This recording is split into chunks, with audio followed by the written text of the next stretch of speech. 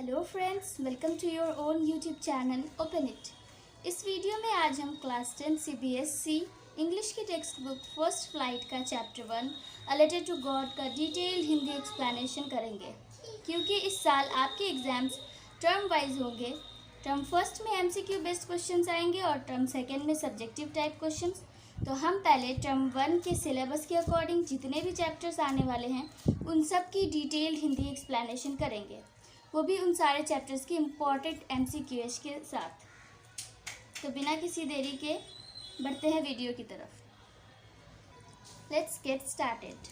हमारे चैप्टर का नाम है a letter to God. Author का नाम है GL फुएंटेस।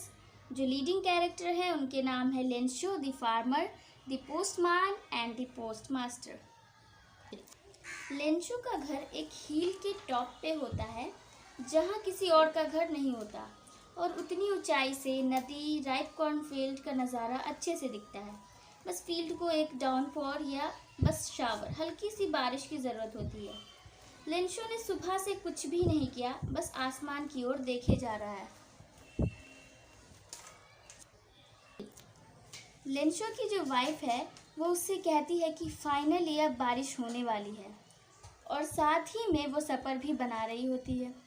जो बड़े बेटे थे वो फील्ड में काम कर रहे थे और छोटे बेटे घर के आसपास खेल रहे थे। उनके खाना खाते वक्त ही जैसे कि लेंशो ने सोचा था, बारिश शुरू हो जाती है। एक मीठी और प्यारी सी हवा चलने लगती है।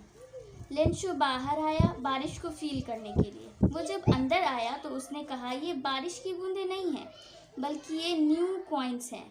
उसने बड़ी बूंदों को 10 सेंट और छोटी बूंदों को 5 सेंट से कंपैरिजन किया। अचानक बहुत तेज़ हवा चलने लगी और अब बारिश के साथ साथ बर्फ़ की बड़ी बड़ी स्टोन्स भी गिरने लगे। उसके बेटे बाहर बारिश में वो फ्रोज़न पर्ल्स कलेक्ट करने चले गए, जैसे तुम लोग जाते होगे। कंडीशन जो थी वो अब और भी बिगड़ने लगी थी। लगभग 1 घंटे तक बर्फ़ गिरते ही रहे। घर पे, गार्डन में, हिल साइड पे, कॉर्नफील्ड में, पूरे वैली में फील्ड पूरा सफ़ेद हो गया, मानो नमक से ढक गया हो। एक पत्ता भी पेड़ पर दिखाई नहीं दे रहा था। कॉर्न पूरी तरह लुट गए, बर्बाद हो गए।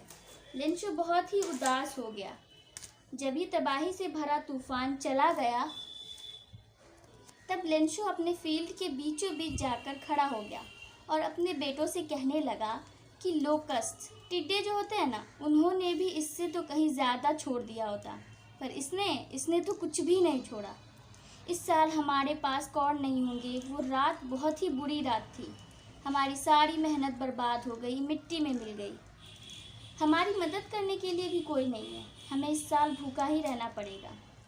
पर इतना सब होने के बाद भी उनके दिलों में एक उम्मीद की किरण थी, एक होप थी कि ऊपर वाला उनकी मदद ज़रूर करेगा। लेंशो जानता था कि वो सब देख रहा है और हमारी हेल्प ज़रूर करेगा। वैसे तो वो दिन भर खेत में कोल्हू के बैल की तरह काम करता था, फिर भी उसे लिखना आता था। अगले संडे उसने लेटर लिखना शुरू किया भगवान को, जिसे वो टाउन जाकर मेल में डालकर आएगा। उसने लिखा, गॉड, अगर आप हमारी मदद नहीं करेंगे तो मैं और मेरी पूरी फैमिली इस साल भूखे ही रहेंगे। मुझे 100 पेसोस की ज़रूरत है, जिससे मैं फिर से अपने खेत को सो कर सकूं और तब तक ज़िंदा रह सकूं जब तक क्रॉप न उग जाए। उसने रिसीवर के नेम की जगह टू गॉड लिखा। टाउन गया, लेटर पे स्टैंप लगाया और मेल बॉक्स में डाल दिया। वहाँ एक पोस्टमैन जो काम करता था अपने बॉस के पास हंसते हुए गया और उसे वो लेटर दिखाया। उसने अपने करियर में आज तक ऐसा लेटर नहीं देखा था। द पोस्ट मास्टर एक मोटा, फ्रेंडली, अमिएबल टाइप का पर्सन था। वो भी उस लेटर को देखकर हंस पड़ा, पर वो इस बात को लेकर बहुत सीरियस हो गया और सोचने लगा कि काश काश मेरे पास भी इतना फेथ होता गॉड को लेकर। सो लेंशो के इस विश्वास को ना तोड़ने के लिए उसने एक आइडिया बनाया कि वो उसके लेटर का जवाब ज़रूर देगा। पर जब उसने लेटर पढ़ा तो पता चला कि इस लेटर का जवाब देने के लिए तो उसे गुडविल, इंक और पेपर के अलावा भी कुछ चाहिए होगा। पर फिर भी उसने अपने एम्प्लॉयज़ से पैसा अरेंज किया, कुछ अपनी सैलरी से दिया और उसके कुछ फ्रेंड्स चैरिटी के तौर पर कुछ देना चाहते थे, तो कुछ उनसे अरेंज कर लिया। 100 पेसोस तो नहीं हो पाए, पर उससे कुछ कम अरेंज हो गया। उसने उन पैसों को एनवलप में डाला और उसे लेंशो के नाम एड्रेस किया।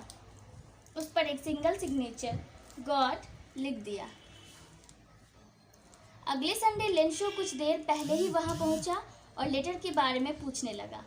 पोस्टमैन ने खुद ही उसे वो लेटर हैंडओवर किया और पोस्टमास्टर एक ऐसी फीलिंग के साथ कि उसने कुछ बहुत बड़ा काम किया है, गौरवान्वित फीलिंग के साथ ऑफिस से सब कुछ देख रहा था।